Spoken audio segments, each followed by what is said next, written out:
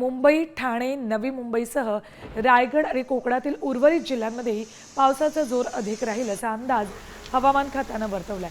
संपूर्ण उत्तर कोकण किनारपट्टीला हवामान विभागाकडून ऑरेंज अलर्ट देण्यात आलाय, तर रायगड आणि रत्नागिरी या 2 जिल्ह्यांना रेड अलर्ट जारी करण्यात आलाय। मुसळधार पावसाची शक्यता वर्तवली आहे, त्यामुळे मासेमारीसाठी मच्छीमारांनी समुद्रात उतरताना खबरदारी घ्यावी असं आवाहन करण्यात आलेलं आहे।